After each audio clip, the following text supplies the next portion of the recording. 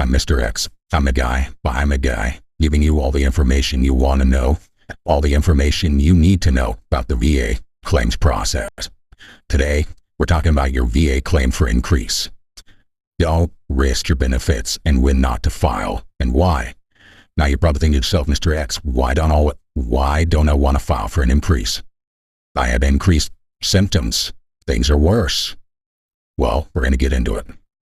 Obviously, we're talking about a claim for increase here. We're not talking about any of those other things. We're talking about conditions which you're already service-connected for, or conditions that you could be service-connected for as related to your current condition, okay? So, we're going to talk about the 4 Bs. Don't risk your benefits. The 4 Bs. Be educated, be smart, be realistic, and be resourceful. Okay, let's get into it. Okay, the first one, be educated. Right here, what we have roughly, we have a list of all the different body systems or different systems that the VA breaks each disability broken down into. Okay, what I went to the 38 CFR Part 4. That's the VA regulation manual that tells the VA rater how to address each of these conditions. So if you apply for claim for increase for migraines or back condition or tinnitus, they have to go to one of these different areas and look at it. Well, guess what? That information is available to you too, if you know where to look. Okay? So on the bio, there's a link there to 38 CFR Part 4. Now, the second you click on it, you're going to be thinking, well, Mr. X, this is like stereo instructions. This thing is huge. It's hundreds of pages. How do I find everything? Well, each of those body sections are broken down into numbers. Now, the O2, the left-hand side there, this should be like a table of contents picture. Okay? Should be in that table of contents, click on it, and it'll let you scroll down. Okay? Scroll down to, depending on what system you're looking at, scroll down to one of those areas. Okay?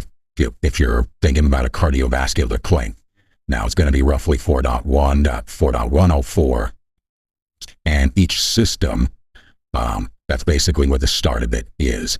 That's where it begins in those sections. Okay, be educated. Look at how your condition is evaluated so that you can determine whether it's going to be worth it.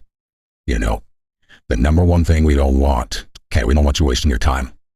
You know, if you're going to file a claim for increase, you're only going to do that if you think an increased evaluation is going to be warranted. You don't want to risk a decrease.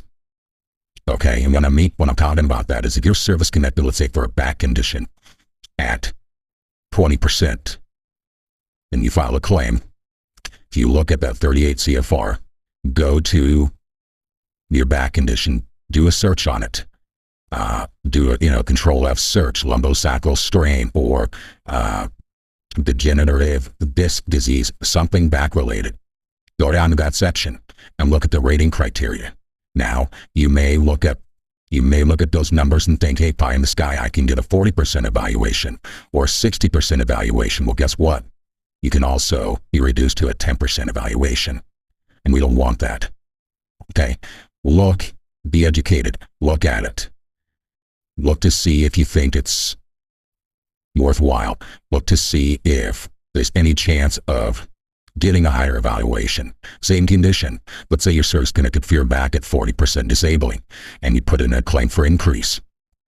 If you go there and you look at, 5242 or 5243 or 5237, all back conditions, then those numbers are the diagnostic code 5243, okay?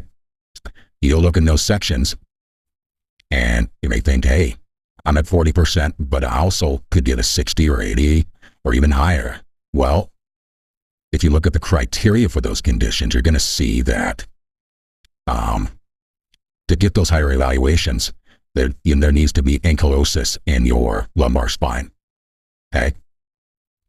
Basically, it's talking about, your back is frozen. It cannot move due to the ankylosis. Okay, so now I get it during a flare-up. That's maybe how it feels like, but you can't move it.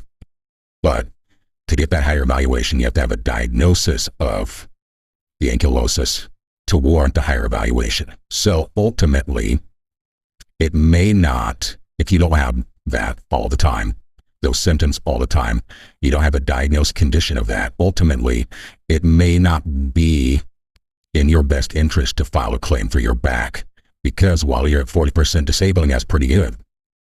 If you go in and you get one of those bum examiners, or you have a bad exam, or maybe it's a good day, or there's any number of things that can go wrong. But if you go in and it doesn't go the way that you think it's going to, that could result in a lower evaluation, and we don't want that for you. So ultimately, look at the condition you're applying for. This is going to take a little time to get educated on this, but this is your life. This is your rating. Don't put it at risk on a maybe or on a whim. Because in the end, if you're reduced because of, 15 minutes of research, a half hour of research, if you're reduced because of it, that's a lot of money and benefits going down the drain for a little time that you could spend doing that. Okay? So this is the guy rolling my next. Be smart. Okay, as we already talked about, be educated. Look into everything. Don't waste time. Your time is precious. Your time is finite. Okay? It's not infinite. Be realistic with it. Okay? Now you see an example there at the bottom. Okay, and this is from a tinnitus claim.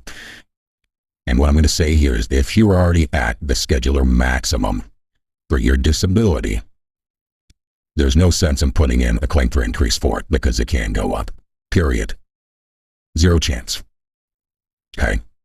Now, this example here is from a tinnitus claim. Okay? I don't tell you when you're at your scheduler maximum. So the maximum for tinnitus is 10%. And at the bottom in that rating, it says, hey, the current single 10% disability rating assigned for tinnitus is the maximum scheduler rating allowed under the applicable VA rating schedule. Okay? So, if they'll let you know when you're at the maximum. Now, maybe you think to yourself, well, Mr. X, guess what? I'm higher than that for tinnitus. And I'm going to fire back and say, you're right, you may be. Because if you have something like Meniere's disease, okay? Meniere's is slightly different because, it can take into consideration your evaluation for hearing loss, tinnitus, vertigo. And that's kind of a broader, bigger diagnosis that can go higher than 10%. But that would also include your tinnitus. So it's kind of a different disability, but the VA lets you know when you're at the maximum for your VA disability by including something similar to that example in the slide there. Okay? Okay. Let's move on to the next one here. I think you get my point. Be realistic. Okay? I get it. Everyone wants to be at that 100% P&T. Mr. X wants you to be there too. Okay? Sometimes it may not be in the cards. And I don't want you to waste your time or effort or put you through that stress if it's just not going to get there. Okay? So be realistic with yourself. This isn't Mr. X telling you, hey, you know what? Look at the big picture. But going back to be smart, time is finite. Do you have all sorts of time that you want to continue to file claims? I'm never going to tell you not to file a claim. Okay? Go file a claim. Be realistic. Watch these videos. If not all the ones that I put out so far, go look at other YouTubers. Okay? Plenty of videos out there talking about whatever the subject matter is to help you get more informed on the VA claims process. Ask questions. Ask a question in the comment. Put a question down in my comment. Hey, Mr. X, what about this? What about that? I'll do my best to answer every single question that's put forth. Okay, now, there's some specifics that I cannot answer because I don't know what's exactly in your VA claim file. There's no way to know that. Okay? Other suggestion here, be realistic. Ask other people about it. Talk to your battle buddies. Talk to other vets. Talk to DSOs. If you want to talk to an attorney about your options, then do that. They're going to help set, parameters and guidelines for what is realistic. They're going to help you in that process. Okay? Everything that you can do to, these are all things that you can do to put yourself in a better position to get that claim for increase. Or if you file a claim for increase, not to get reduced, more importantly. Being realistic and being resourceful, as you see, they're going to be very similar. But guess what? Nothing in life is for free. Your VA disability you've paid for. You know what to do, how to go out and look for these things. Okay? Be resourceful. There's plenty of DSOs out there that are happy to help you, happy to answer any questions. Watch videos, as I've mentioned. Ask questions. There's always another question to be asked. No question is too dumb. This is your life and your benefits. Okay? Don't be shy about it.